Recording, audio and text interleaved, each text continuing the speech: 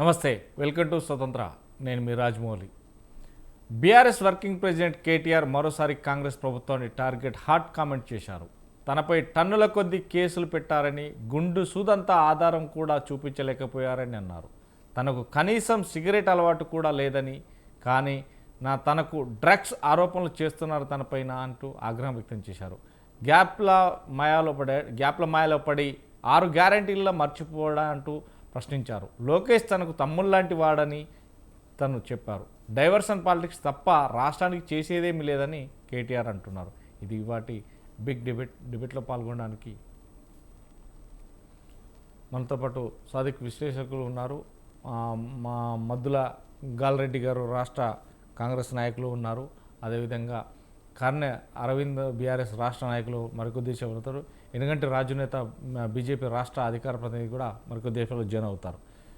Yes తొమ్మిద Galreddy గారు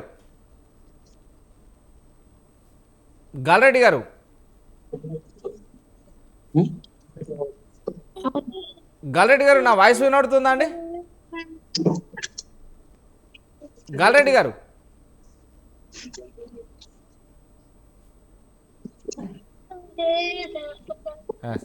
సాదిక్ గారు నమస్తేనండి. నమస్తే. ఈరోజు చేసినట్టు అంటే కేటీఆర్ చేసినటువంటి వ్యాఖ్యలు, తనకు సిగరెట్ కూడా అలవాటు లేదు కానీ నాకు డ్రగ్స్ అలవాటు ఉంది, ఇది ఉంది, అది ఉంది, కార్ రేసులో అవినీతి, కాళేశ్వరంలో అవినీతి అంటూ కేసుల మీద కేసులు పెడుతున్నారు, ఇది చేస్తున్నారు.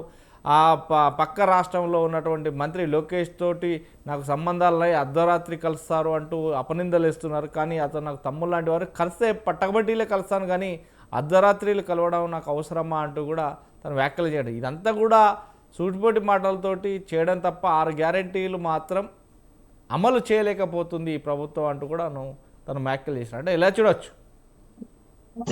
ముఖ్యంగా ఒకటండి, బీఆర్ఎస్ వాళ్ళని వ్యాఖ్యలను చూసినా లేకపోతే మన రేవంత్ రెడ్డి గారిని అబ్జర్వ్ చేసినా కూడా వీళ్ళిద్దరి పరస్పర వ్యాఖ్యానాలు ఏవి కూడా ప్రజలకి ఏవో మేలు చేసేటి, ప్రజల్ని ఆలోచింపజేసేట్లాగా మాత్రం కనిపిస్తుంది. ఒక విధాన ప్రక్రియల మీద, ఒక విధానమైనటువంటి విషయాల మీద వీళ్ళు మాట్లాడుతున్నట్టు మాత్రం కనిపించట్లేదు. ఏది ఏమైనప్పటికీ ఇప్పుడు డ్రగ్స్ విషయంలో కానివ్వండి, ఇంకా ఆయనకు మిగతా విషయాల్లో కేటీఆర్ మీద వచ్చినటువంటి ఆరోపణల మీద ప్రభుత్వానికి చిత్తశుద్ధి ఉంటే it has to taken the course of action for enquiry. ఇప్పుడు నీ చేతిలో ప్రభుత్వం ఉంది కదా, నువ్వు సీఎం కదా, నువ్వు సీఎం అన్నప్పుడు ఆయన డ్రగ్స్ ఎక్కడ ఉన్నాడు ఏదో నువ్వు మాట్లాడడం కాకుండా we have to prove in court of law and you are having some state నీ చేతిలో ఉంది, ఇంటెలిజెన్స్ నీ చేతిలో ఉంది, పోలీస్ నీ చేతిలో ఉంది. చేయడం మంచిది కానీ మాట్లాడడం అనేది కొంత తక్కువ చేయడం అధికారంలో ఉన్న వాళ్ళు మంచిదండి. రెండో విషయానికి ప్రతిపక్షానికి వచ్చినప్పుడు ప్రతిపక్షం ఎప్పుడు కూడా don't target the people individually. అంటే ప్రతిపక్షం అనే విషయంలోనికి వచ్చినప్పుడు ప్రతిపక్షం ఎలా ఉండాలి? ప్రతిపక్షము ప్రజలకు సంబంధించినటువంటి విషయాల్లో మాట్లాడాలి. వీళ్ళిద్దరూ కూడా, రేవంత్ రెడ్డి తర్వాత కేటీఆర్ ఇద్దరు కూడా చూస్తున్నప్పుడు ప్రజలు నవ్వుకుంటున్నారండి. ఎందుకు నవ్వుకుంటున్నారో నేను ఒక విషయం చెప్తాను. You take the policies of the people. అంటే ప్రజల గురించి మాట్లాడండి. అరే నీకు సంబంధం ఉంది, నీకు ప్రాబ్లం ఉంది, నీకు అది ఉంది. అరే మీరందరూ ఒకటే తాండ్లకి వెళ్ళి వచ్చిన వాళ్ళు. మీ నాన్న పోయి టీడీపీలో పనిచేసినావు, నువ్వు టీడీపీలో పనిచేసినావు. మీరందరూ ఈ పొలిటికల్ పార్టీస్ అన్ని కూడా ఒకే తాండ్లోకి వెళ్ళి వచ్చినాయి. ప్రజలు అట్లాగే భావిస్తారు. These are all the political leaders. But the what I want to say is, KTR చేసిన వ్యాఖ్యానాలు కానీ, రేవంత్ రెడ్డి చేసిన వ్యాఖ్యానాలు కానీ, ఇవి ఏవి కూడా ప్రజలకే అవసరం వచ్చేటి కావు. ఎందుకు అనుకుంటున్నారు మీరు? ఏదైనా మీరు ఇద్దరు అనుకుంటే మాకేమైనా వస్తుందా అని ప్రజలు అడుగుతారు. ఏమైనా ధరలు తగ్గుతాయా? ఇంకేమైనా జరుగుతుందా? వర్షాలు వస్తాయా? ఇంకేమైనా జరుగుతుందా? మీరిద్దరు అనుకోవడం ఏంది? అంటే దేని కొరకు అనుకుంటున్నారు? దేని కొరకు మాట్లాడుకుంటారు? అనుకోవడం మీన్స్ దేని కొరకు పరస్పరంగా నిందల ఆరోపణలు చేసుకుంటున్నారు. ఒకరి చేతిలో ప్రభుత్వం ఉంది, మరొక చేతిలో విపక్షం ఉంది. విపక్షానికి ఒక తర్వాత రాజ్యంలో అధికారంలో ఉన్న వారికి మధ్య జరిగేటువంటి విషయాలు ఏముండాలండి? మామూలుగా ప్రజలు ఏమి ఎక్స్పెక్ట్ చేస్తారు? నువ్వు ఆ దొంగతనం చేసినావట, నువ్వు ఎక్కడో డ్రగ్స్ తీసుకున్నావట, నువ్వేదో చేసినావట, నువ్వు లోకేష్ తోటి ఏదో, అరే what way they are, they may be related. It is a privacy. It is a privacy ఉంటుందండి. గోప్యత నీకు ఉంటుంది, ఆయనకు ఉంటుంది. నువ్వు ఉన్నప్పుడు ప్రతిపక్షంలో ఉండి నీకు ఉంటుంది. There is individual lives are there. But నేను అనేది ఏంటంటే, మీరందరూ కూడా పాలిటిక్స్ లో ఉన్నారు కాబట్టి నేను చెప్పదలుచుకున్న విషయం ఏంటంటే, ఇద్దరికి కూడా మా ప్రజలు ఏమనుకుంటున్నారంటే నవ్వుతున్నారు, they are laughing at you. నేను ఇప్పుడు దీన్ని అనలైజ్ చేయాలంటే నాకే సిగ్గు అనిపిస్తాను. Simply say, in what way, ఎట్లా అనలైజ్ చేద్దాం వీళ్ళని అంటే, నేను చెప్పవలసిన అవసరం ఏంటంటే, మీరు కాస్త ఈ డ్రగ్స్ విషయంలో కానివ్వండి, మీకు తర్వాత మిగతా విషయాల్లో కానివ్వండి, ఏదైనా ఉంటే ప్రజలకి గనక విఘాతం కలిగిస్తే, ప్రైవసీకి విరుద్ధంగా ఉంటే, మీరు ఖచ్చితంగా మీరు రాజ్యంలో ఉన్నారు కాబట్టి, మీరు స్టేట్లో ఉన్న మీరు తీసుకోవచ్చు. విపక్షాలు ఏం చేయాలి? వీళ్ళు కనుక ప్రభుత్వాలు కనుక ఇప్పుడు 6 గ్యారెంటీలు చేస్తలేరని ప్రజల్లోకి వెళ్ళండి, ప్రజల్లోకి వెళ్ళి చెప్పండి. ప్రజల్లోకి వెళ్ళి విపక్షాలు ఊరికే చేయట్లేదు అంటే ప్రజలు చెప్తారు, మాకేం వచ్చినాయో చెప్తారు, ఏం రాలేదో చెప్తారు. ప్రజల్లోకి వెళ్ళండి. వీళ్ళు ప్రజల్లోకి వెళ్ళకుండా అమెరికాలకు వెళ్ళి, బ్రిటన్లకు వెళ్ళి, ఎక్కడికో తిరుక్కుంటూ ప్రజలకు లేకుండా ఇంకా మా నాయకత్వం ఉంది, మేము ఇంకా వస్తాం. ఒకటండి, బీఆర్ఎస్ వాళ్ళకి చాలా చక్కగా మనము అక్కడ అనాలిసిస్ చేసుకునేది ఏంటంటే, వాళ్ళు చేసిన తప్పిదాలను ప్రజల ముందు ఒప్పుకోవట్లేదు, ప్రజలు తప్పు చేస్తున్నారు అంటున్నారు. It is very dangerous to them అని వాళ్ళు ఏం చేస్తున్నారు, వాళ్ళ మీద వీళ్ళు కామెంట్స్ చేస్తారు. కాబట్టి నేనేమంటున్నానంటే, ఇప్పుడు కేటీఆర్ చేసినటువంటి విషయాల మీద మీరు ఏదైనా ఉంటే, మీరు జనంలో బయట మాట్లాడే బదులు, ఒక సీఎం పొజిషన్ లో ఉండి మాట్లాడే బదులు, మీరు ఎంక్వైరీ కాల్ఫర్ చేసేసి దాని తర్వాత కోర్టులు ఏమైనా చేస్తే అప్పుడు ఆ ఎంక్వైరీ జరుగుతుంటే ప్రజలు తెలుసుకుంటారు. That is one course of action. Don't talk అంటే ప్రతిపక్షాల మీద ఈ విమర్శలు కాదు, ప్రతిపక్షాలు అభివృద్ధికి ఏ విధంగా అడ్డు తగులుతున్నారనే విషయం మాట్లాడాలి. ప్రతిపక్షాలు అభివృద్ధికి ఏ విధంగా అడ్డు తగులుతున్నారనే విషయాలు మాట్లాడాలి. విపక్షాలు ఏం చేయాలి? విపక్షాలు ఏ అభివృద్ధిని అయితే మీరు చేస్తానన్నారో, ఏవి మాట్లాడాలో అది చేయాలి. It is not the personal views are not in this media. కూడా మనము వీటిని మనం పరిగణలోకి తీసుకోవద్దు అనేది నా ఆలోచన. గాలరెడ్డి గారు నమస్కారం అండి. నమస్తే. ఈరోజు కేటీఆర్ గారు సవాల్ విసిరారు, కొంత గరం కూడా అయ్యారు. ఎందుకంటే తెలంగాణ సీఎం రేవంత్ రెడ్డి తను ఆచితూచి వ్యవహరించాల్సింది పోయి మొత్తం మీద ప్రతిపక్షాల లోపల మాత్రం ఎండగడుతున్నాడు. ఈ నేపథ్యం 6 గ్యారెంటీలు మర్చిపోయి అనవసరమైన మాటలు మాట్లాడుతున్నాడు. ఏమనంటే కాళేశ్వరంలో అవినీతి, అదేవిధంగా రేస్లో అవినీతి, కార్ రేస్లో అవినీతి, అదేవిధంగా ఫోన్ ట్యాపింగ్, ఇలాంటి వ్యవహారాలన్నీ చేస్తున్నాడు తప్ప గుండు సూది అంతా కూడా కేసు లేకున్నా కానీ బాగా పగడ్బాలు పలుకుతున్నారు. ఈ నేపథ్యంలోనే నాకు దమ్ముంటే నిరూపించండి, నిజంగా మగాడు అయితే నిరూపించాలి ఈ నేపథ్యంలోనే అంటున్నాడు. ఇంకా కొన్ని కూడా మాట్లాడు, ఎందుకంటే సీఎం సీటు ఎక్కడ పోతుందో అని చెప్పేసి ఈ నేపథ్యంలో 3 మంత్రుల ఫోన్ ట్యాపింగ్ చేస్తున్నాడు. లేదంట నువ్వు ప్రమాణం చేయగలుగుతావా అనే మాట కూడా మాట్లాడాడు. Sir, first of all me last question నుంచి ఆన్సర్ చేసుకుంటా వస్తా. ఫోన్ ట్యాపింగ్ చేసే నీకి ఆడ ఎక్విప్మెంటే లేదు, తీసుకపోయి మొత్తం మూసినది లేచేసి. అదే కదా మెయిన్, అట్లనే కదా మొత్తం ఈ భాగవతం అంతా బయటకు వచ్చింది. ఆ డిఎస్పీ ప్రణీత్ రావును మార్చేసి ఇంకో కొత్త డిఎస్పీని పెట్టినప్పుడు, సార్ నాకు హ్యాండ్ ఓవర్ చేయాల్సిన ఎక్విప్మెంట్ ఏది లేదు, అంతా మిస్సింగ్ ఉంది అని పోయి కమిషనర్ ఆఫ్ పోలీస్కి చెప్తే, కమిషనర్ ఆఫ్ పోలీసు అప్పుడు దాని మీద ఒక కేసు పెట్టి ఇంట్రాగేషన్ చేస్తే అప్పుడుగా ఇక భాగవతం అంతా బయటకు వచ్చింది. అసలు వీళ్ళు ఫోన్ ట్యాపులు చేస్తున్నట్టు చాలా మందికి తెలియదు. మా వాళ్ళు ఇప్పుడు మేము ఎప్పుడైనా గాంధీ భవన్లో కూర్చున్నప్పుడు డిస్కషన్ అవుతుంది, మమ్మల్ని పిలిచారు. వాళ్ళందరూ కూడా ఎప్పుడైనా ఫోన్ ట్యాపింగ్ అయినట్టు తెలుసా అన్న అంటే ఎవరికి కూడా తెలియదు.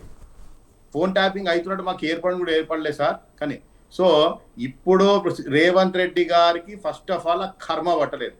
ఏది 3 మంత్రుల, మీరు అంటున్నట్టు 3 మంత్రులు 4 మంత్రులు క్యాబినెట్ యొక్క ఫోన్ ట్యాపింగ్ చేసి అంత కర్మ ఆయనకు పట్టలేదు. చేద్దాం అనుకున్నా మీరు ఎక్విప్మెంట్ ఏమి ఉంచలేదు నాయన, తీసుకపోయి మొత్తం మూసి నదిలో పడేసారు. రహా సవాల్ నీ గురించి, నీ మీద ఉన్న కేసెస్ ఏం పెట్టిరండి కేసు? ఫార్ములా రేస్లో నువ్వు క్యాబినెట్ అప్రూవల్ లేకుండా హెచ్ఎండిఏ నిధులు అరవింద్ కుమార్ గారికి చెప్పి నువ్వు అక్కడ డిపాజిట్ చేసినావు అనే దాని మీద కేసు. అలా తప్పేముంది? ఇప్పుడు ప్రతిదానికి నామ్ అండ్ రెగ్యులేషన్స్ ఉంటాయి. ఆ నామ్ రెగ్యులేషన్స్ ఎందుకు ఫాలో కాలేదు?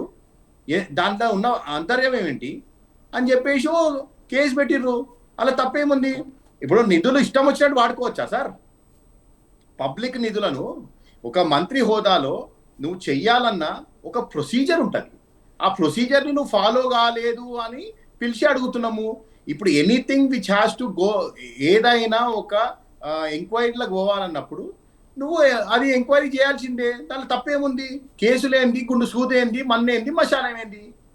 ఇంకోటి నువ్వు ఇంకోటి మీరు ఫస్ట్ ఏం అడిగిరో ఐ ఫర్గాట్. ఎస్, అంటే ఎక్కడ కూడా లేదు, మొత్తం మీద అవినీతి అక్రమాలను కాళేశ్వరం యాక్చువల్గా వెన్ ద ప్రపోజల్ వచ్చినప్పుడు 39,000 చిల్లర కోట్లు, అక్కడి నుంచి 94,000 crores మీరే ఎస్టిమేట్ చేసిండ్రు. తర్వాత రివైజ్డ్గా 1,00,000 చిల్లర కోట్లకు అయినని మీరే చెప్పిండ్రు. ఇవన్నీ టెండర్ కాల్ ఫర్ చేసిరు కదా. ఎందుకు అట్లా ఇంక్రీజ్ చేయాల్సి వచ్చింది? ఏం చేయాల్సి వచ్చింది? మాకు అర్థమైతలేదు. ఆ రోజున ఆ టైం ల్యాబ్స్ ఎందుకు అయింది అని చెప్పేసి ఇప్పుడు ఏదైనా ప్రభుత్వం మీద బర్డన్ పడుతున్నప్పుడు అది ఇండైరెక్ట్ గా తెలంగాణ ప్రజానికం మీద పడుతుంది. తెలంగాణ ప్రజానికం పడుతున్నప్పుడు ఎనీ గవర్నమెంట్ లో ఉన్న వాళ్ళది బేసిక్ రెస్పాన్సిబిలిటీ తెలంగాణ గవర్నమెంట్ యొక్క ఇవి కాపాడనీకి. అవును, అన్ని ఎంక్వైరీలు చేయాలి, ఎందుకు చేసిర్రు, ఏం చేసిర్రు అనుకున్నాము. ఎంక్వైరీ రాత్రి అయిపోదా సార్? నువ్వు 6 గ్యారెంటీలను అని మభ్యపరచనీకి నువ్వు ఇవన్నీ తీసుకొస్తున్నావు అని బాగానే మాట్లాడుతున్నావు. నువ్వు 2014 మేనిఫెస్టో నీకు చెప్తా.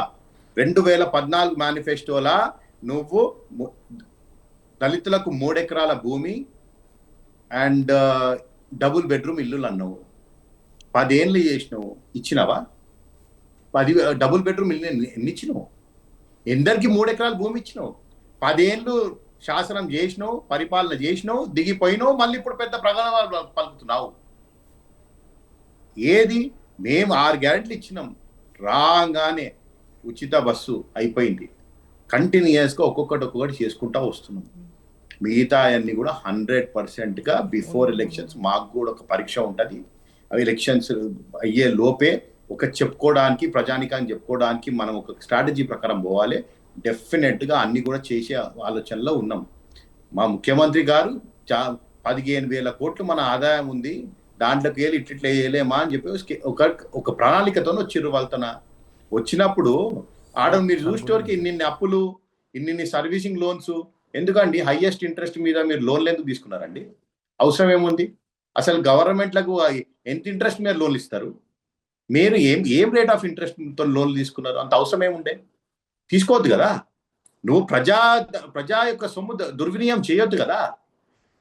నువ్వుకి కింద ఇన్ని పెట్టుకొని వచ్చిన కాడికెళ్ళి అరే ఎక్కడ దొరుకుతాడు ఎమ్మెల్యేలు ఆపండి, ధర్నాలు చెయ్యండి, ఇవ్విస్తలేరు, అవ్విస్తలేరు, అట్లా మిమ్మల్ని చేసి ఉంటే మీరు పరిపాలన కూడా చక్కగా చేయలేకపోతున్నారు. ఒక స్టేజ్ వచ్చిన తర్వాత మేము చేస్తే ఇట్లా చేస్తాం అని చెప్పి మా నాయకుడు రేవంత్ రెడ్డి గారు వచ్చి, మా నాయకుడు రేవంత్ రెడ్డి గారికి మా హైకమాండ్ ఒక ఆశీస్సులు పుష్కలంగా ఉన్నాయి.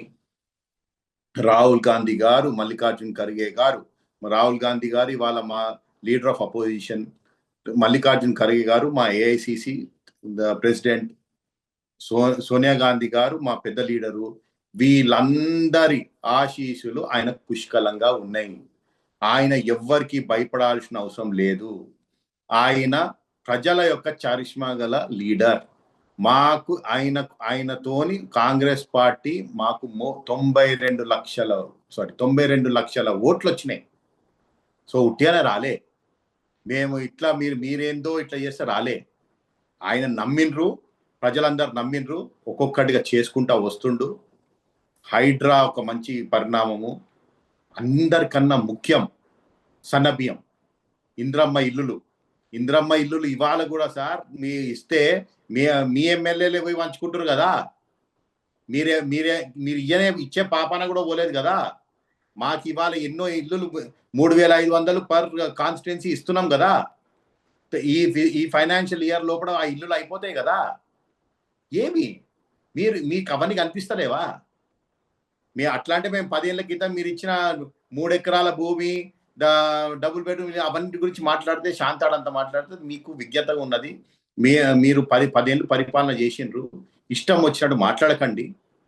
ఎస్, మా నాయకుడు నువ్వు ఇష్టం వచ్చినట్టు ఏ దొరుకుతుంది. ఇంకోటి మన ప్రెస్ క్లబ్ లో ఏందండి ఆ జోకా, అసలు ఆ ప్రెస్ క్లబ్ లా ఆయన ఒక ఎమ్మెల్యే, వాళ్ళ పార్టీ అపోజిషన్ పార్టీ, ఆ పార్టీ లీడర్ ఆఫ్ అపోజిషన్, మా పార్టీ సభా నాయకుడు మా ముఖ్యమంత్రి గారిని మీరు ఏది అడగాలన్నా అసెంబ్లీ వేదికగా అడగొచ్చు. మీకు అంత పబ్లిసిటీ స్టంట్ అవసరం ఉంటే అసెంబ్లీలో కూడా మీకు కెమెరాలు ఉంటాయి. రైట్, గాల్రెడ్డి గారు దాని ముందర స్టంట్ చేయండి. ప్రెస్ క్లబ్ లో పక్కన కుర్చీ పెట్టి హానరబుల్ ఆడ సెంట్రల్ మినిస్టర్స్ అపాయింట్మెంట్స్ వదులుకొని నేను మా ముఖ్యమంత్రి గారు మీకోసం ఆ ప్రెస్ క్లబ్ వస్తారా? బరాబర్గా అసెంబ్లీ పెట్టాలని డిమాండ్ చేయండి, అసెంబ్లీ పెట్టిపించుకోండి, అక్కడ వచ్చి మాట్లాడండి. మాట్లాడేది రైట్. మొత్తం మీద ఏదైతే తెలంగాణలో హాట్ టాపిక్ నడుస్తుంది, టీఆర్ఎస్ వర్సెస్ కాంగ్రెస్, ఒక దిక్కు గవర్నమెంట్ నుంచి వెళ్ళి సీఎం రేవంత్ రెడ్డి ఇటు అటు మాట్లాడుతున్న నేపథ్యం ఉంది. అక్కడ చూస్తే కేటీఆర్ సవాల్ మీద ప్రతి సవాల్ వస్తుంది. నువ్వు నిజంగా మగాడివైతే నిరూపించు, ఇదే విధంగా అని చెప్పడం జరుగుతుంది.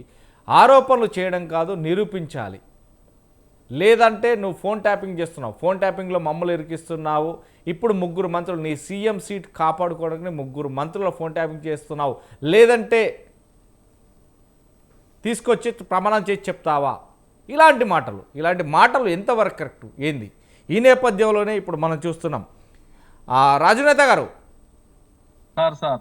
ఇప్పుడు మనం ఇవాళ కేటీఆర్ ప్రసంగాన్ని చూసాము. ఖమ్మం లోపల ఏదైతే వర్కింగ్ ప్రెసిడెంట్, బీఆర్ఎస్ వర్కింగ్ ప్రెసిడెంట్గా ఉన్నటువంటి కేటీఆర్ తొడగొట్టి సవాల్ విషయ నేపథ్యం ఉంది. ఎందుకంటే ఈ మాటలు వింటే నిజంగా ఏదో సినిమా డైలాగులు, నిజంగా నువ్వు మగాడివైతే నిరూపించు. అసలు ఎందుకు వస్తున్నాయి ఇలాంటి కేసులు? ఎందుకు వస్తాయి? కేసులు పెట్టేది ప్రభుత్వం కాదు కదా, అధికారులు కదా. ఎలా చూడొచ్చు? ముందుగా డిబేట్లో పాల్గొంటున్నటువంటి పెద్దలందరికీ కూడా నమస్కారం అండి. ఈరోజు ఒక పక్కన తెలంగాణ రాష్ట్రంలో కాంగ్రెస్ పార్టీ అధికారంలోకి వచ్చిన తర్వాత 18 నెలల నుంచి ఇచ్చిన హామీలను నెరవేర్చడం లేదని చెప్పేసి ప్రజలందరూ కూడా ఎదురు చూస్తూ ఉన్నారు. కానీ మరొక పక్క కేవలం రాజకీయాల కోసం మాత్రమే ఈరోజు ఏదైతే ప్రచారం కోసము లేకపోతే టీవీలలో వార్తలకు ఎక్కాలి అని చెప్పేసి ఒకరి మీద ఒకరు ఆరోపణలు చేసుకోవడం ఏదైతే ఉందో ఇది చాలా ఇబ్బందికరమైనటువంటి పరిణామం. ఎందుకంటే రాజకీయాలలో ఉన్నటువంటి వాళ్ళు, ఇందాక కేటీఆర్ గారు మాట్లాడినటువంటి మీడియా సమావేశంలో నేను కూడా చూసినాను, గతంలో ముఖ్యమంత్రులుగా పనిచేసినటువంటి వాళ్ళు ఎవరున్నారో జనార్దన్ రెడ్డి గారు కానీ, రోషయ్య గారు కానీ, కిరణ్ కుమార్ రెడ్డి గారు కానీ, వైఎస్ఆర్ గారు కానీ, ఇట్లా తెలంగాణ రాష్ట్రానికి అంటే ఉమ్మడి ఆంధ్రప్రదేశ్లో కానీ తర్వాత కానీ ముఖ్యమంత్రులుగా పనిచేసినటువంటి వ్యక్తులు హుందాగా ప్రవర్తించారు అని చెప్పేసి మాట్లాడారు కేటీఆర్ గారు. మీరు ముఖ్యమంత్రి, మీ తండ్రి గారు ముఖ్యమంత్రిగా ఉన్నటువంటి సందర్భంలో కూడా రాజకీయాలంటే ఈ రకంగా ఉంటాయా అని సిగ్గుపడే రకంగా అప్పుడు కూడా మీ నాన్నగారు మాట్లాడారు. మరి అప్పుడు మాట్లాడినప్పుడు ఆయనకు తెలియదా ఒక ముఖ్యమంత్రి స్థాయిలో ఉన్నటువంటి వ్యక్తి ఏ రకంగా మాట్లాడాలని? అంటే నేను ఈ సందర్భంగా రేవంత్ రెడ్డి గారు మాట్లాడినటువంటి మాటలను సమర్థించడం కాదు, అలా అని ఒకవేళ రేవంత్ రెడ్డి గారిని మళ్ళీ తీవ్రంగా విమర్శించేటువంటి క్రమంలో కేటీఆర్ గారు ఏదైతే మాట్లాడినటువంటి భాష ఉందో అది కూడా కరెక్ట్ కాదు. ఎందుకంటే మనం ఒక బాధ్యతాయుతమైనటువంటి స్థాయిలో ఉన్నటువంటి వ్యక్తులము, ఒక ఎమ్మెల్యేగా మాజీ మంత్రిగా పనిచేసినటువంటి వ్యక్తులము, మరో పక్క ఉన్నటువంటి వ్యక్తి ఈ రాష్ట్రానికి ముఖ్యమంత్రిగా ఉన్నటువంటి వ్యక్తి. కాబట్టి ఈరోజు రాజకీయాల్లో విలువలను పెంచే రకంగా రాజకీయాలు చేయాలి తప్ప విలువలను తగ్గించే రకంగా ఈరోజు రాజకీయాలను మాట్లాడుతూ చేస్తే అది మంచి పద్ధతి కాదు. ఎందుకనంటే ఈరోజు చాలా మంది యువత తెలంగాణ రాష్ట్రంలో రాజకీయాల వైపు చూస్తున్నారు. ఉద్యమకారులు ఈరోజు తెలంగాణ ఉద్యమంలో పనిచేసినటువంటి వాళ్ళందరూ కూడా రాజకీయాలు అన్ని పొలిటికల్ పార్టీస్ లో ఉన్నారు. ఈరోజు ఈ రకమైనటువంటి భాష మాట్లాడితే, ఈ రకమైనటువంటి సవాళ్ళు ప్రతి సవాళ్ళు విసురుకుంటూ పోతే రాష్ట్రం యొక్క అభివృద్ధి, రాష్ట్రంలో ఇచ్చినటువంటి గ్యారంటీలు అమలు చేసేటువంటి పరిస్థితి లేకుండా ఇవన్నీ మాట్లాడుకుంటా పోతే ఏమవుతుంది అంటే విద్వేషాలు రెచ్చగొట్టినట్టు, లేకపోతే అవతలి వ్యక్తులకు సవాళ్ళు విసిరి ప్రతి సవాళ్ళు విసిరితే ద్వేషాలు విద్వేషాలు రెచ్చగొట్టడం తప్ప అందులో వేరేది ఏది లేదని చెప్పేసి ఈ సందర్భంగా భావిస్తున్నాం. మీరు ఏదైతే ఆయన అన్నాడు, కేటీఆర్ గారు ఏమన్నాడు, నేను లై డిటెక్టర్ కు సిద్ధంగా ఉన్నా, నేను గతంలో నా మీద డ్రగ్స్ ఆరోపణలు చేసిర్రు, లేకపోతే ఇదేంది ఫార్ములా ఈ రేసుకు సంబంధించినటువంటి దాంట్లో అవినీతి ఆరోపణలు నా మీద చేసిర్రు, కేసు పెట్టిర్రు అని ఆయన అంటే, ఈయన మీద కూడా ఏంది ఓటుకు నోటు కేసు గతంలో దొరికినటువంటి దొంగ, నువ్వు కూడా నీ మీద కూడా కేసుంది, ఏసీబీ నీ మీద కేసుంది, నా మీద కేసుంది, ఇద్దరం చూసుకుందాం రా అనేటువంటి మాటలు ఏవైతున్నాయో అవి కొంచెం ప్రజలకు చూడడానికి కానీ లేకపోతే యువతకు ముఖ్యంగా ఇది ఇబ్బందికరంగా ఉంటుంది. సరే, వాస్తవమే, కేసులు నమోదైనటువంటి మాట వాస్తవం, కానీ న్యాయస్థానాలు ఉన్నాయి కదా, ఏది నిజమో ఏది కాదో తేల్చడానికి. దానికి వాటి పని అది చేసుకుంటుంది కదా. కావాలని ఈరోజు ఒకరి మీద ఒకరు ఆరోపణలు చేసుకుంటూ ఈరోజు ప్రజల పక్షాన పోరాటం చేయాల్సినటువంటి టిఆర్ఎస్ పార్టీ అది మర్చిపోయింది.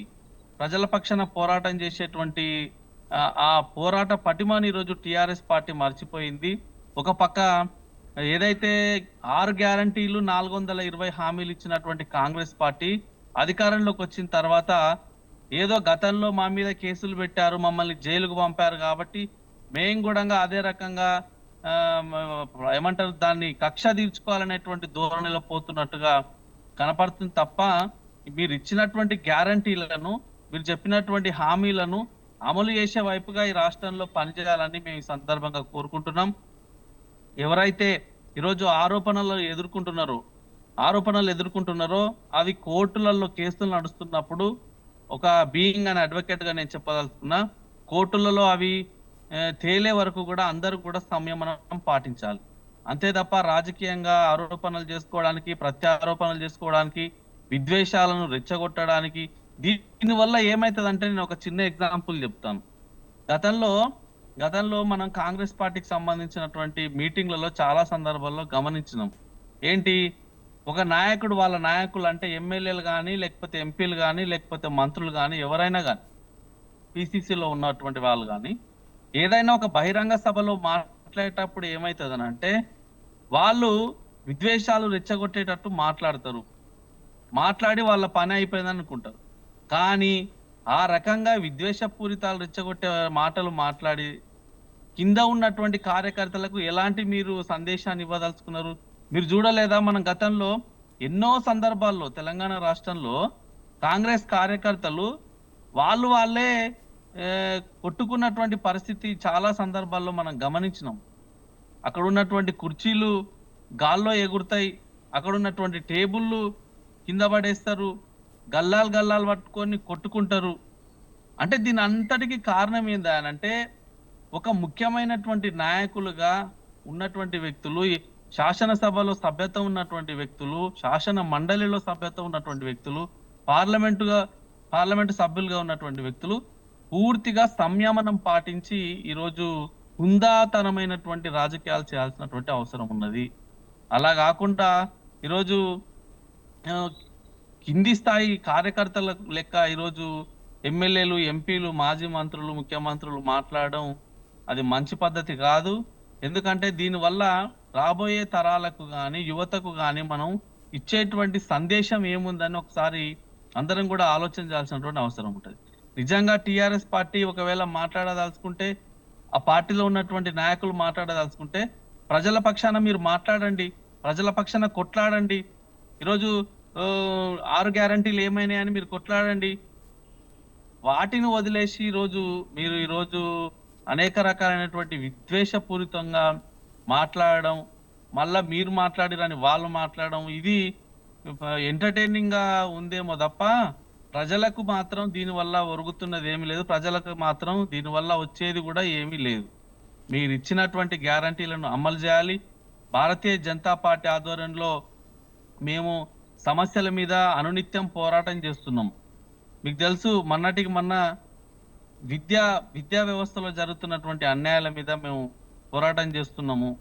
అదే రకంగా ఈ తెలంగాణ రాష్ట్రంలో పెరిగిపోతున్నటువంటి పాశ్చాత్య సంస్కృతి మీద, మేము పెరిగిపోతున్నటువంటి పబ్బు కల్చర్ మీద, లేకపోతే కో లివింగ్ ఏదైతే ఉన్నదో హైదరాబాద్ మహానగరంలో, వీటి మీద ఈరోజు పోరాటం చేస్తున్నాం. అదే రకంగా గురుకులాలు, విద్యాలయాల్లో, స్కూళ్ళలో, కాలేజీలలో అరకొర వసతుల వల్ల ఈరోజు విద్యార్థులు పడుతున్నటువంటి సమస్యల మీద ఈరోజు భారతీయ జనతా రైట్. రాజు నేత గారు, నేను మళ్ళీ మీ దగ్గరకు వస్తాను. మనతో రామూర్తి గారు ఫోన్ లైన్లో అందుబాటులో ఉన్నారు, బీఆర్ఎస్ రాష్ట్ర అధికార ప్రతినిధి. రామూర్తి గారు చెప్పండి. గుడ్ ఈవినింగ్ అండి. వెరీ గుడ్ ఈవినింగ్ అండి. ఈరోజు మనం చూసాం, ఏదైతే బీఆర్ఎస్ వర్కింగ్ ప్రెసిడెంట్ కేటీఆర్ గారు ఖమ్మంలో ఒక సవాల్ అయితే విసిరారు, మొగాడివైతే నిరూపించాలి సీఎం రేవంత్ రెడ్డి పైన. నువ్వు కావాలనే కేసులు పెడుతున్నావు, కాళేశ్వరంలో అవినీతి అంటూ, కార్ రేసులో అవినీతి అంటూ, ఫోన్ ట్యాపింగ్ అంటూ, ఈ నేపథ్యంలోనే లేదంటే పక్క రాష్ట్ర మంత్రిని కలిశాను పెద్ద రాత్రి అంటూ, నేను అతను తమ్ముళ్ళు లాంటి వాడు, ఖచ్చితంగా మంత్రి కాబట్టి నేను మధ్యాహ్నమే కలుస్తాను కానీ లేదు అంటే ఇలాంటి ప్రలోభాలకు సంబంధించి కావచ్చు. కానీ సీఎం సీటును కాపాడుకోవడానికి రేవంత్ రెడ్డి 3 మంత్రుల ఫోన్ ట్యాపింగ్ చేస్తున్నారు. అది నిజమా కాదా? దమ్ముంటే వచ్చి నిజం కాదు అంటే దమ్ముంటే వచ్చి నిరూపించు. ఒక చిన్న అబ్బాయి, అంటే ఇంట్లో ఎవరైనా ముద్దుగా ఉంటారు, ఎవరో ఒకరు, ఆ అబ్బాయిని, పేరు మనకు అవసరం లేకున్నా కానీ తీయట్లేదు, ప్రమాణం చేసి చెప్పు అన్నట్టు. అంటే ఇది ఇదివరకు ఎప్పుడైనా కాంగ్రెస్ సంస్కృతిలో కావచ్చు, లేదంటే బీజేపీ సంస్కృతిలో కావచ్చు, ఎవరైనా ఇంట్లో చిన్న పిల్లల మీద ప్రమాణం చేసి చెప్పు అనేది ఎక్కడైనా వచ్చాదా? ఇలాంటి ఆరోపణలు అంటే ఏదైనా ఉంటే తాడోపేడో తేల్చుకోవడానికి చట్టాలు ఉన్నాయి, న్యాయస్థానాలు ఉన్నాయి, కానీ మాటలతో యుద్ధం చేయడానికి ఎంతవరకు కరెక్ట్ అనేది ఇప్పుడు ప్రజల కొంత ప్రశ్నిస్తున్నట్టు ప్రశ్న. ఎవరు ఏమిస్తే తిరిగి అదే వస్తుంది అన్నదానికి బెస్ట్ ఎగ్జాంపుల్ ఇదండి. ఎందుకంటే రాష్ట్ర వ్యాప్తంగా ఏదైతే ఈయన గత అసెంబ్లీ ఎన్నికల్లో తిరిగినప్పుడు ఏదైతే 119 నియోజకవర్గాల్లో కొన్ని మేజర్ గా ఏదైతే అసెంబ్లీ స్థానాలు తిరిగిండో అక్కడ ప్రతి ఒక్క ఎమ్మెల్యే మీద, ఇప్పుడు ప్రజెంట్ ఎమ్మెల్యేలే, వాళ్ళు గెలిచిన ఎమ్మెల్యేలు, 2 సార్లు గెలిచిన ఎమ్మెల్యేల మీద ఏ విధంగా ఏదైతే పర్సనల్ అటాక్ చేసిండో, పర్సనల్ టాక్ చేసిండో, అదే విధంగా ఏదైతే ఇప్పుడు బాడీ షేపింగ్ కూడా చేసింది. కేటీఆర్ గారి కుటుంబాన్ని కానీ వాళ్ళ అబ్బాయిని కానీ బాడీ షేపింగ్ చేసింది కూడా అప్పుడు రాలేదా? అప్పుడు తెలియదా ఇవన్నీ? అదే విధంగా తంతాం, గుదుతాం, ఒక్కొక్కరిని పండబెట్టి తొక్కుతాం, ఆ గోడ మీద వాళ్ళ కాకి ఈ గోడ మీద వాళ్తే కాల్చి చంపుతాం, రాళ్లతో కొడతాం, అదే విధంగా కొడితే కోటర్ కొట్టు, లేకపోతే ఈ విధమైన భాష, సావుదలకు వచ్చినావు, చచ్చిపోతావు నువ్వు, ఈ విధంగా ఒక మాజీ ముఖ్యమంత్రి గారిని, అదే విధంగా తెలంగాణ రాష్ట్రం సాధించిన ఒక వ్యక్తిని పట్టుకొని ఈ విధమైన మాటలు అనుకుంటూ నువ్వు డైవర్షన్ పాలిటిక్స్ చేసుకుంటూ ఏదైతే 6 గ్యారంటీలు నువ్వు తీసుకొచ్చినావో 6 గ్యారంటీలు సక్రమంగా అమలు చేయలేని పరిస్థితిలో ఉన్నావో, చాతగానోనివి నువ్వు, చాతగాని పరిస్థితిని నువ్వు రాష్ట్ర ప్రజల ముందు మొత్తం నీ భాగోగం, అదే విధంగా నీ ఒరిజినాలిటీ బయటపడ్డదన్న ఫ్రస్ట్రేషన్ తోని ప్రతిసారి ఏదో ఒక అంశం, హైడ్రా ఫెయిల్ అయిన సందర్భంలో హైడ్రా నుంచి బయటకు పడడానికి ఇంకో ఫోన్ ట్యాపింగ్ అని బయటకు తీసుకొస్తావు, మళ్ళీ ఫోన్ ట్యాపింగ్ అంశం మళ్ళీ తేలిపోగానే కోర్టు తేలిపోగానే ఫార్ములా ఈరేస్ అంటావు, మళ్ళీ ఫార్ములా ఈరేస్ విషయం మొత్తం కంప్లీట్ గా 55 కోట్లు, అది ఎందుకంటే స్వాతంత్ర ప్రతిపత్తి ఉంటుంది ఇది హెచ్ఎండిఏకి, అదే విధంగా అధికారులు కూడా మేము పంపింది నిజం, వాళ్ళు తీసుకున్నది నిజం అని వాళ్ళు అంటారు. అదే విధంగా వీళ్ళలో ఉన్న ఒక మంత్రి లేచి చెప్తాడు, అదే విధంగా అది అవినీతి ఆరోపణ కాదు, అది సక్రమంగా పోలేదు, అధికారికంగా పోలేదు, మంత్రివర్గ నిర్ణయం కాలేదు అని ఆయన మాట్లాడతాడు. మంత్రివర్గ నిర్ణయం లేకుండా పంపొచ్చు అన్నది కూడా అధికారులు, అదే విధంగా హెచ్ఎండిఏకి సంబంధించిన ఏదైతే వీళ్ళు దానికి సంబంధించిన అంశాలు తీసుకుంటే తెలుస్తుంది. ఎందుకంటే ఏ విషయంలోనైనా కూడా మనం ఏది ఇస్తే తిరిగి వస్తుందండి. ఇప్పుడు మనం ప్రేమ వస్తే ప్రేమ తిరిగిస్తారు, పగ వస్తే పగ తిరిగిస్తారు. నువ్వు బూతులు వస్తున్నావు, ఏ విధంగా ఒక మాజీ ముఖ్యమంత్రిని, ఒక ఫాదర్ ఏజ్ లో ఉన్న వ్యక్తిని నువ్వు ఇష్టం వచ్చినట్లు ఏ విధంగా పర్సనల్ టాక్ చేస్తున్నావు? దానికోసమా అండి నువ్వు తెలంగాణకు సంబంధించిన ముఖ్యమంత్రిని ఎన్నుకున్నది ప్రజలు? 119 నియోజకవర్గాల్లో నీకు ఓటేసిన వాళ్ళు సిగ్గుతో తలదించుకుంటున్నారు రేవంత్ రెడ్డి. ఇప్పటికైనా నీ అంశాలు, అదే విధంగా నీ మాటలు తగ్గించి పరిపాలన మీద నువ్వు ఏదైతే నువ్వు కంప్లీట్ గా నువ్వు కాన్సన్ట్రేషన్ చేయి తప్ప ఈ విధంగా వ్యక్తుల మీద వ్యక్తిగత దూషణలు చేసుకుంటా నీకోసం వచ్చినా, నేను గద్ద దించడానికి వచ్చినా, ఇక క్లియర్ గా చెప్తున్నాడు కానీ ఆయన ఎజెండా తెలంగాణ ప్రజల కోసం కాదు, మొత్తం వ్యక్తిగత కక్షతోనే వచ్చింది. అదే విధంగా ఏదైతే గత 9.5 ఏళ్లలో మా పాలనలో ఏదైతే గ్రామాలు, తెలంగాణ గ్రామాలతో పాటు ఏదైతే బయట మనకు తెలంగాణకు ఆనుకొని ఉన్న ఇతర రాష్ట్రాల గ్రామాలు కూడా మన దాంట్లో కలవడానికి ఆసక్తి చూపినాయి. ఈ రోజు ఇతని పాలనలో అటు మహారాష్ట్రకు కొంతమంది పోతా అంటున్నారు, ఇటు ఆంధ్రప్రదేశ్ సంబంధించిన అంశం ఆ విధంగానే పెండింగ్ ఉన్నది. అదే విధంగా అటు కర్ణాటక సంబంధించిన వ్యక్తులు అదే విధంగా ఉన్నారు. అదే విధంగా కర్ణాటక బార్డర్ సంబంధించిన కొన్ని గ్రామాలను కూడా ఇప్పుడు ఈ పరిపాలన నచ్చక మేము వేరే రాష్ట్రానికి పోవాలి కావాలని వాళ్ళు కూడా ఒక ప్రతిపాదన తీసుకొస్తుంది. ఎందుకంటే ఈ మొత్తం కంప్లీట్ గా ఏది మోడీ, చంద్రబాబు, అదే విధంగా ఏదైతే ఈ రేవంత్ రెడ్డి మొత్తం కంప్లీట్ గా తెలంగాణ వాదాన్నే కాకుండా తెలంగాణ అస్తిత్వాన్నే కాకుండా అదే విధంగా తెలంగాణ భూభాగాన్ని కూడా డిస్టర్బ్ చేయాలని చూస్తూ కుట్రలు చేస్తున్నారు. కాబట్టి వీళ్లకు ప్రజల చేతిలో ఖచ్చితంగా శిక్ష ఉంటది. వీళ్ళను ప్రజలు వదిలిపెట్టరు. వీళ్ళు ఏదో మార్పు అంటే గీదా అండి, తెలంగాణ తల్లిని మారుస్తావు, అదే విధంగా తెలంగాణ సంబంధించి ఎంబ్లం మారుతావు, అదే విధంగా తెలంగాణ బార్డర్స్ కూడా మార్చాలని చూస్తున్న దుర్మార్గులను ఖచ్చితంగా తెలంగాణ సమాజం వదిలిపెట్టదు. ఈ రోజు ఏదైతే మరొకసారి కూడా చెప్తున్నా, కాళోజీ మాటలు ఖచ్చితంగా నీ గురించి రాసినాయే, నీ గురువు గురించి రాసినాయే. ఎందుకంటే ప్రాంతీయేతరులు మోసం చేసే ప్రాంతం పొలిమేర్ల వరకు తరిమి కొడతానం, చంద్రబాబు తరిమి కొట్టాం. అదే విధంగా ప్రాంతం వాడు ద్రోహం చేసే ప్రాంతంలోనే పాతి పెడతా అన్నారు. ఖచ్చితంగా నిన్ను ప్రాంతంలోనే పాతి పెట్టే రోజులు వస్తే రేవంత్ రెడ్డి చెప్తున్నా. రైట్. గాల్రెడ్డి గారు, అవునండి, నమస్కారం. మీరు ఏది ఇస్తే అదే తిరిగిస్తారు ప్రజలు అన్నట్టుగా అదే మీరు బూతుల పురాణం మొదలుపెట్టారు కాబట్టి బూతుల పురాణంతో సమాధానం చెప్తుంది బీఆర్ఎస్ పార్టీ అంటున్నారు. అంటే ఫస్ట్ 119 ఎలక్షన్లకు ముందు 119 నియోజకవర్గాలకు ఎలక్షన్ టైంలో తిరగడం నేపథ్యంలోనే అమ్మన బూతులు మాట్లాడారు. దీనికి సంబంధించి ఒక మాజీ ముఖ్యమంత్రి తండ్రి హోదాలో ఉన్న వ్యక్తిని అంటూ కూడా నువ్వు చీడకుండా ఇన్ని బూతులు మాట్లాడావు. సార్ నేనేమంటున్నా, దయచేసి I'm sincerely requesting to the media persons also, please do not repeat that abusive languages. ఏంటంటే వాళ్ళు ఏదో అన్నారని మనం కూడా మళ్ళీ అదే చెప్తే అది కూడా మంచిది కాదన్న నా యొక్క ఉద్దేశం. నేను ఆ విషయంలో చెప్తాను. బూతుల పురాణం మాట్లాడడం సంస్కృతి, ఎవరైనా కావచ్చు. అది రాజ్యాంగం లోపల ఉన్న ఒక వ్యక్తి ఎవరైనా మాట్లాడకూడదు. బూతుల పురాణం అనేది తెలంగాణ సంస్కృతికి నేర్పిన విధానం అదేనా? తెలంగాణలో భాష సంస్కృతులు ఉన్నాయి, బూతులేనా? పురాణం వాడొద్దు అనేది మన అందరూ. అదే నేను చెప్పేది. Let me complete. నేనేంట గాల్రెడ్డి గారు, ఈ బూతుల పురాణం మీరు మాట్లాడితే నేను మాట్లాడితే అంటే సభ్య సమాజం సిగ్గుపడే తలదించుకునేలా మాట్లాడడం ఇది కరెక్టే అంటారా? 100% ఏ రాజకీయ నాయకులు కూడా ఒక పరిస్థితి దాటి పర్సనల్ విషయాల గురించి కానీ బాడీ షేమింగ్ గురించి కానీ మాట్లాడడం కరెక్ట్ కాదు. ఏదైనా రాజకీయ అంశాల విమర్శలు ప్రతి విమర్శలు ఉండాలి, బాగుంటుంది. అయితే మా మిత్రులు రాజునేత గారికి కూడా నేను ఆ మాట మీరు రఘునందన్ రావు కూడా చెప్పాలి.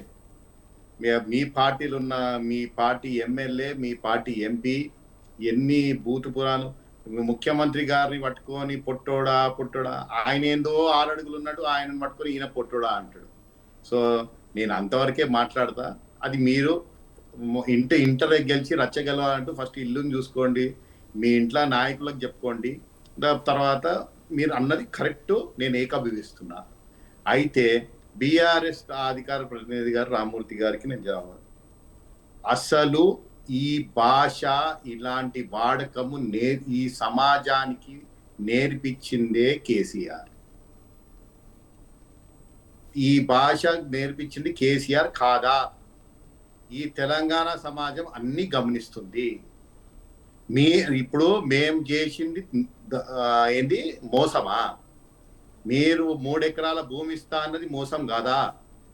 ఇయ్యకుంటుండు. మీరు డబుల్ బెడ్రూమ్ ఇల్లు ఇస్తా అని కట్టకుండా ఇయ్యకూడదు మోసం కాదా? దళితులని ముఖ్యమంత్రిని చేస్తా అని చేయకపోవడం మోసం కాదా? ఇక మీరు ఉల్టా ఎట్లా ఉంటుంది, దయ్యాలు వేదాలు వలికినట్టు ఉంటుంది ఇవన్నీ మాటలు మాట్లాడితే. అయితే మా ముఖ్యమంత్రి గారు ప్రజానాయకుడు, ప్రియతమ నాయకుడు. ఆయన బాజాప్తా నువ్వు ఇచ్చులు గిచ్చులు ఎన్ని చేస్తున్నావో అనేది ఒక రొటీన్ ప్రెస్ మీట్ పెట్టిండు ఢిల్లీలో. లోకేష్ మీరు ఇంతకు ముందు రామ్మూర్తి గారు మాట్లాడుతున్నప్పుడు చంద్రబాబును బయటకు వెళ్ళగొట్టినాం అన్నారు. మరి చంద్రబాబు కొడుకుతో మళ్ళా సమావేశాలు ఎందుకు? దేనికోసం? ఏం చేద్దామని సమావేశాలు? బయటకు వెళ్ళగొట్టడంతో మళ్ళేం సమావేశాలు ఎందుకు అని మా ముఖ్యమంత్రి గారు ప్రశ్నిస్తున్నారు. అలా తప్పేముంది? నేను కలిస్తే తప్ప, మరి కలిస్తే తప్ప అన్నప్పుడు అప్పుడు ఎందుకలా కొట్టావు? మరి ఇవాళ రాజకీయ పరంగా నేను కలిసే అవసరం ఏముంది నీకు? దానికి జవాబు ఇవ్వవా? దానికి జవాబు ఇవ్వకుండా ఏది దొరికితే తన రాకముందు ఇంతకుముందు నేను చెప్పినట్టు మళ్ళీ మళ్ళీ చెప్పదలుచుకోలేదు. ఫార్ములా ఈ కేసు కానీ ఇవన్నీ ఎందుకు వచ్చినాయని వివరంగా ఎక్స్ప్లెయిన్ చేసిన. ఇవన్నీ రొటీన్ ప్రాసెస్లో పోతున్నాయి. మీరు దరిద్రంగా ఫోన్ ట్యాపులు చేసినారు. ఆడోళ్ళు లేదు, మగోళ్ళు లేదు, లీడర్ లేదు, చిన్నోడు లేదు, పెద్దోడు లేడు, అందరినీ ఫోన్ ట్యాపింగ్ చేసారు. ఆడోళ్ళ ఫోన్ ట్యాపింగ్ ఎందుకండి? సినిమా ఇండస్ట్రీలో ఉన్న ఆడోళ్ళ ఫోన్ ట్యాపింగ్ ఎందుకు? అందరికి తెలియదా ఎవరెవరు చేసిరో? మొత్తం కూడే కూస్తలేదా సోషల్ మీడియాలో కానీ, మెయిన్ స్ట్రీమ్ మీడియాలో కానీ, అన్నింటిలో కానీ? అవసరం ఏముండేనండి? మళ్ళా మేమేదో తెలంగాణ సమాజాన్ని మేము ఎత్తి మీద వేసుకున్నాము. దుర్మార్గుడు రేవంత్ రెడ్డి. ఎవరు దుర్మార్గుడు? తెలంగాణ పేరు మీద మొత్తం టైంపాస్ చేసింది ఎవరు? మొత్తం కూడగొట్టింది ఎవరు? ఇది చాలదన్నట్టు దేశంలో పోయి రాజకీయం చేశాలన్న ఉద్దేశంతో ఎక్కడెక్కడ పోయి ఇది స్థానికులు ఇక్కడ నుంచి వేరే రాష్ట్రంలో కలపని చెప్తుర్రా? ఏ ఊరోళ్ళు చెప్పిరండి మీకు? తీసుకురండి. ఆ రోజు విలీనం 7 మండలాలలో పంపించడం అన్ని మీ ద్వారానే అయినాయి. ఎందుకు ఆపలేదు మరి మీరు అప్పుడు?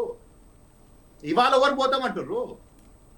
నోటికి వచ్చింది మాట్లాడితే తెలంగాణ సమాజంలో మీరు ఉన్నారు, నేను ఉన్నా, అందరం ఉన్నాం, అందరం గ్రహిస్తున్నాం.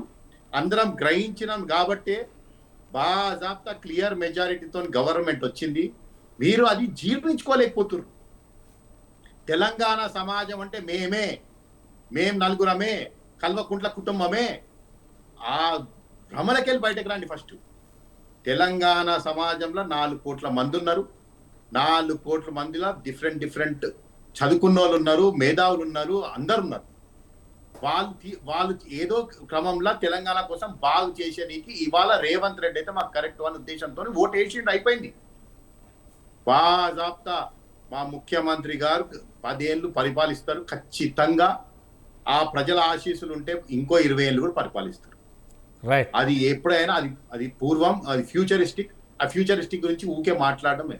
ఇప్పుడు ఉన్న సిచ్యువేషన్ లా పరిపాలన మీద ధ్యాస పెట్టాలి. బరాబర్ పెడుతుండు ధ్యాస. మీరు తీసుకొచ్చిన రుణాలను సర్వీసింగ్ చేస్తుండు. హైయెస్ట్ రేట్ ఆఫ్ ఇంట్రెస్ట్ మీద మీరు రుణాలు తీసుకొచ్చిండ్రు. ఇష్టం వచ్చినట్టు ఎస్టిమేట్స్ పెంచిండ్రు. ఇష్టం వచ్చినట్టు దొరుకుతాడ పైసలు గుల్లగొట్టిండ్రు. అసలు క్యాబినెట్ అప్రూవల్ లేకుండా గవర్నమెంట్ సొమ్మును దారాదత్తం చేసిండ్రు. ఎందుకు చేసి అడగంగానే మీకు కూలకు వస్తుందా? అంటే మీరు చేయడం తప్పు లేదు, కానీ మేము అడగడం తప్ప? దానికి ఒక ప్రాపర్ ఇన్వెస్టిగేషన్ చేయడం తప్ప ఏం చేయదలుచుకుంటారు మీరు? అంటే ఏది ప్రశ్నించినా, ఏది లెక్కేసినా, ఏది చేసినా అది తప్పు కిందనే లెక్క పెడతారా? మీకు మంచిగా అనిపించదా? అసలు ఇంద్రమ్మ ఇల్లులు ఇస్తున్నాము కనిపించదా? సన్నబియ్యం ఇస్తున్నాము కనిపించదా? ఉచిత మహిళా బస్సు ఇస్తున్నాము కనిపించదా? ఏం కనిపిస్తలేదు? ఎందుకు కనిపిస్తలేదు? మీరు కాంట్రాక్టర్లకు బిల్లులు పెండింగ్ పెడితే అవన్నీ మా నెత్తి మీద పెట్టిపోయినరు. ఫస్ట్ మొబిలైజేషన్ అడ్వాన్స్లో ఎన్నెన్ని అడ్వాన్స్ తీసుకుందో అందరికీ తెలుసు. ఇప్పుడు బిల్లులు పెండింగ్ పెట్టిండ్రు. అవన్నీ కట్టలేక, తీర్చలేక, చావలేక సస్తున్నారు. ఎస్, సిచ్యువేషన్ చాలా ఘోరంగా ఉంది. ఇవాళ ఒక పట్రీ మీద తీసుకొస్తున్నారు. మా ముఖ్యమంత్రి గారు 3,25,000 కోట్లు దావోస్ నుంచి కానీ ఇతర దగ్గర పోయినప్పుడు తీసుకొచ్చిండ్రు. ఎంఓయూస్ చేస్తున్నారు, ఎస్టాబ్లిష్మెంట్స్ అవుతున్నాయి. ఆ ఇన్వెస్ట్మెంట్స్ వచ్చినప్పుడు మన దగ్గర ఉపాధి అవకాశము, గవర్నమెంట్కు రెవెన్యూ అవకాశం 2 పెరుగుతాయి. ఖచ్చితంగా ఆయన అనుకున్న 6 గ్యారెంటీలను ఖచ్చితంగా అమలు చేస్తాడు. అందులో ఏ మాత్రం తిరగలేదు. ఏది చేసినా తెలంగాణ ప్రజానికం మీరు ఏం చెప్తారు ఇంటది, ఏది దొరుకుతుంది మాట్లాడతారు. ఇప్పుడు కేటీఆర్ మాట్లాడుతుండు, కేసీఆర్ మాట్లాడుతూ కాకుండా రామ్మూర్తి గారు కూడా మాట్లాడుతున్నారు. రైట్. గాలిరెడ్డి గారు మళ్ళీ మీ దగ్గరకు వస్తాను. రాజునేత గారు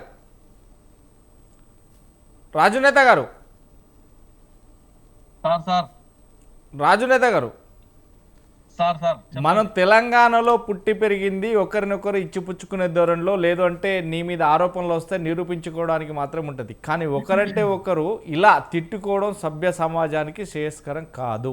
ఎందుకంటే అది రాబోయే తరాలకు నేర్పడమా? తెలంగాణ అంటే ఊతపదం అని కొంతమంది, తెలంగాణ అంటే అలా ఇలా మాట్లాడమని, ఇది కరెక్ట్ కాదా అనేదే ఇక్కడ స్వతంత్ర న్యూస్ చర్చిస్తుంది.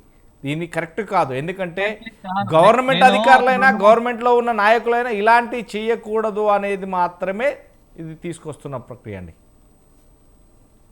ముందుగా స్వతంత్ర టీవీకి నేను ప్రత్యేక అభినందనలు తెలియజేస్తాను. ఎందుకంటే భాష సరిగా లేకపోతే మనం మాట్లాడేటువంటి భాషలో వక్రంగా ఉంటే ఏమైతదనేది మనం గత కొన్ని రోజుల క్రితం చూసినాం తెలంగాణ రాష్ట్రంలో. మీకు అందరికి కూడా తెలుసు. అంటే కొన్ని సామెతలు వాడేటప్పుడు కూడా అవి ఆ సందర్భాన్ని తలపిస్తాయా లేకపోతే వ్యక్తిగతంగా కించపరిచేటట్టుంటాయా అనేది ఆచితూచి మాట్లాడాల్సినటువంటి అవసరం ఉన్నది. మన పాత రోజులలో మనకు ఊర్లలో అంటుండేవాళ్ళు, మీకు అందరికి గుర్తుండే ఉంటది, నోరు మంచిదైతే ఊరు మంచిదైతదని అనేవాళ్ళు. అంటే మనం మాట్లాడేటువంటి భాష ద్వారానే మనకు మిత్రులు కానీ శత్రువులు కానీ తయారవుతారు వాస్తవానికి. కాబట్టి ఖచ్చితంగా భాషలు సంయమనం పాటించాల్సినటువంటి అవసరం ఉన్నది. గతంలో గత 10 సంవత్సరాల కాలంలో ముఖ్యమంత్రిగా ఉన్నటువంటి కేసీఆర్ గారు భాషను మొత్తం కూడా చిలువలు పలగాలుగా చేసి ఏం చేసిందంటే ఇదే అసలైన తెలంగాణ భాష అనే రకంగా తీసుకొచ్చిండు వాస్తవానికి మాట్లాడుకుంటే. సరే, నేను ఇప్పుడు కొన్ని నిజాలను కుండబద్దలు కొట్టినట్టు మాట్లాడితే టీఆర్ఎస్ పార్టీ నాయకులకు కొద్దిగా ఇబ్బంది కలగొచ్చు కాక, కానీ నేను ఏమంటున్నానంటే గత 10 సంవత్సరాల కాలంలో ఏది పడితే అది భాష మాట్లాడి ఇదే తెలంగాణ భాషరా బై గిట్నే ఉంటది అని చెప్పేసి మనం చర్చించుకోవడానికి కూడా ఇబ్బందికరమైనటువంటి భాషను గతంలో మాట్లాడారు. ఇది వాస్తవం. నా దగ్గర నేను ఒక తెలంగాణ ఉద్యమకారుడిగా 2009 నుంచి తెలంగాణ ఉద్యమంలో క్రియాశీలకంగా ఉస్మాన్ యూనివర్సిటీలో పనిచేసినటువంటి వ్యక్తులుగా మాకు చాలా అవగాహన ఉంది. అంటే అప్పటి నుంచి రాజకీయాలను దగ్గర నుంచి పరిశీలన చేస్తున్నాము. ఉద్యమంలో మాట్లాడినటువంటి భాష ఏ రకంగా ఉంది, ఉద్యమం తర్వాత పార్టీలు అధికారంలోకి వచ్చిన తర్వాత ఏ రకంగా ఉంది, ప్రతిపక్షంలో ఉన్నప్పుడు ఏ రకంగా ఉంది అనేది 2009 నుంచి కూడా మేము చాలా క్లీన్ గా అబ్జర్వ్ చేస్తా ఉన్నాం. కొంతమంది అనొచ్చు ఉద్యమ సమయంలో వాడినటువంటి భాషలో తప్పేముంది, అప్పుడు తెలంగాణ ఉద్యమంలో మాట్లాడింది అది ఏమంటారు మన ఉద్యమ భాషనే కదా, దాంట్లో తప్పేముంది. అయ్యా నేను అంటున్నాను, ఉద్యమ సమయంలో మాట్లాడినటువంటి భాష ఏదైతే ఉందో అప్పుడు కొంత భావోద్వేగ పూరితమైనటువంటి వాతావరణంలో మాట్లాడినాం. రాష్ట్రం ఏర్పాటు కావాలని, మనకు ఎట్లా అన్యాయం జరుగుతుందని, మన జాబులు ఎట్లా కొల్లగొడుతున్నారని, మన నీళ్ళు ఎట్లా కొల్లగొడుతున్నారని చెప్పేసి, మనకు రావాల్సినటువంటి నిధులు రాకుండా చేస్తున్నారని చెప్పేసి అనేక సందర్భాల్లో కాస్త ఆవేశానికి లోనయ్యో కాస్త భాషను వక్రంగా చేసి మాట్లాడినటువంటి భాష అప్పుడు చూసినాము. కానీ ఇప్పుడు 2 రాష్ట్రాలు ఏర్పాటైన తర్వాత కూడా ఒకరి మీద ఒకరు రాజకీయ ఆరోపణలు చేయాలండి, నేను కాదంటలేదు. ఇందాక రెడ్డి గారు మాట్లాడినట్టు రాజకీయంగా ఆరోపణలు చేయాలి, తప్పులేదు. ఒకవేళ 6 గ్యారంటీలు అమలు చేయకపోతే కాంగ్రెస్ పార్టీ మీద విమర్శలు చేయాలి, రాజకీయ పార్టీలు ప్రత్యారోపణలు చేయాలి, తప్పులేదు. కానీ వ్యక్తిగతంగా మాట్లాడేటప్పుడు కానీ వ్యక్తిగత విమర్శలు చేసేటప్పుడు కానీ చాలా జాగ్రత్తగా మాట్లాడాల్సినటువంటి అవసరం ఉంటది. ఎందుకంటే మనం తెలంగాణ రాష్ట్రంలో ఒక ముఖ్యమైనటువంటి క్రియాశీలకమైనటువంటి పాత్ర పోషించేటువంటి వ్యక్తులము. మనల్ని లక్షల మంది ఈరోజు ఫాలో అవుతున్నటువంటి సందర్భం. అంటే పొద్దున్న లేస్తే మనం ఏం మాట్లాడుతున్నాము, మనం ట్విట్టర్లో ఏం పెడుతున్నాము, ఫేస్బుక్లో ఏం పెడుతున్నాము, వాట్సాప్లలో ఏం పెడుతున్నాము, ఇన్స్టాగ్రామ్లలో ఏం పెడుతున్నాం అని చెప్పేసి లక్షల మంది ఫాలోవర్స్ ఈరోజు మనల్ని ఫాలో అవుతుంటారు. మరి ఆ సందర్భంలో మనం పెట్టేటువంటి పోస్టుల వల్ల ఇతరులకు వ్యక్తిగతంగా వాళ్ళ వ్యక్తిగత పరువు ప్రతిష్టలకు భంగం కలిగిన మీరు చూసిరు. గతంలో ఇదే రాష్ట్రానికి సంబంధించినటువంటి మంత్రి కొండా సురేఖ గారు ఒక సందర్భంలో మీడియాతో మాట్లాడుతూ టంగు స్లిప్ అయ్యారు. అప్పుడు ఏమైందో తెలుసు కదా, కోర్టు దాకా పోయింది, పరువు నష్టం దావా కేసు దాకా పోయింది. మొన్నటికి మొన్న తీన్మార్ మల్లన్న నాకేం ఇబ్బంది లేదు అంటే, ఒక తెలంగాణ ఉద్యమకారుడిగా అందరం కూడా భాషను సరి చేసుకోవాలి, వచ్చేటువంటి భవిష్యత్ తరాలకు మనం ఒక మంచి రాజకీయాలు, ఈ ఏమంటారు ద్వేషాలను రెచ్చగొట్టేటువంటి రాజకీయాలు కాకుండా యువతకు మనం మంచి రాజకీయాలు నేర్పాలనేటువంటి ఒక ఉద్దేశంతో మాట్లాడుతున్నా కాబట్టి నాకేం భయం లేదు. నేనేమంటున్నా, తీన్మార్ మల్లన్న సరే ఆయన ఏ దృష్టికోణంలో మాట్లాడిండో లేకపోతే ఏ రకంగా మాట్లాడిండో కానీ ఆ మాట్లాడినటువంటి భాష వల్ల ఇతరులకు ఇబ్బంది కలిగింది కదా. నేను అందుకనే అంటున్నా, ప్రతి సందర్భంలో మనం ఏం మాట్లాడుతున్నామో అది మాట్లాడే దానివల్ల దాని ప్రభావం ఎట్లుంటది, దానివల్ల ఎవరి మీద ఎంత ప్రభావం పడుతుంది అనేది చాలా జాగ్రత్తగా చూసుకొని మాట్లాడాల్సినటువంటి అవసరం ఉన్నది.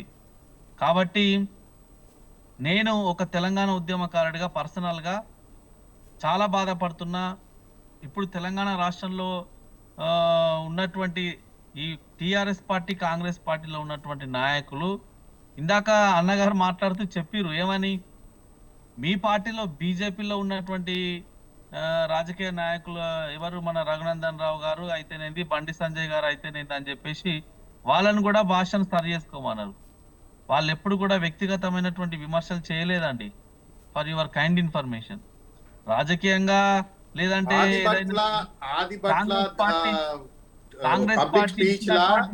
రఘునందన్ రావు సీఎం గారిని పట్టుకొని పొట్టోడా అన్నారు. అది పద్ధత? నేను ఏమంటున్నా, కాంగ్రెస్ పార్టీ ఇచ్చినటువంటి హామీలను అమలు చేయడంలో, అమలు చేయాలని డిమాండ్ చేయడం, మనము భాష గురించి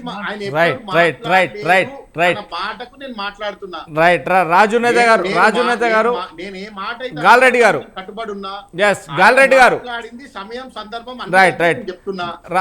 రాజునేత గారు, గాల్రెడ్డి గారు, మీకు థ్యాంక్ యూ అండి. మొత్తం మీద భాష సంయుక్త రాష్ట్రాలకు సంబంధించి ఆంధ్రప్రదేశ్కి పోయినా, తెలంగాణకు పోయినా మీరు మారు వచ్చారు పోయారు ఇలాంటి బహుళమైన మాటలు ఏదైతే ఈ ఏకవచనం కాకుండా బహువచనం, ఏకవచనం అనేది మన ఇంట్లో ఉపయోగిస్తాం, బహువచనం అనేది నలుగురు ముందు ఉపయోగిస్తాం. అలాంటి నేపథ్యంలో నలుగురు ముందు ఒక పబ్లిక్ మీటింగ్లో అలా మాట్లాడడం ఎవరికీ అది సరికాదు. ఎందుకంటే తన స్థాయికి మించి మాటలు, అంటే ఒకరి మాటలు మాట్లాడితే లక్షల కళ్ళు లక్షల చెవులు మళ్ళీ వింటున్నాయి, చూస్తున్నాయి అనేది మాత్రం ఖచ్చితంగా ఇది దృష్టిలో ఉంచుకొని ఎవరైనా అలా మాట్లాడకూడదంటూ కూడా స్వతంత్ర న్యూస్ కోరుతుంది. ఒకవేళ మీరు ఏదైనా మాట్లాడితే న్యాయస్థానాలు ఉన్నాయి, న్యాయపరంగా కొట్లాడాలి, న్యాయపరంగా పోవాలి. కానీ ప్రజలకు మీరు వివరించే మాటల లోపల ప్రజలకు చెప్పే మాటలు ఇవేనా అంటూ కూడా పబ్లిక్ ముక్కున వేలేసుకునే రీతిలో ఉంటున్నాయి. కాబట్టి ఇలాంటి మాటలు మాట్లాడకూడదు అనేది మాత్రం ఈ స్వతంత్ర న్యూస్ కోరుతుంది. మీ అందరికి కూడా థ్యాంక్ యూ వెరీ మచ్ అండి. Thank you. ఈరోజు ఇది బిగ్ డేవిడ్, మరో బిగ్ డేవిడ్తో మళ్ళీ కలుద్దాం. Thank you.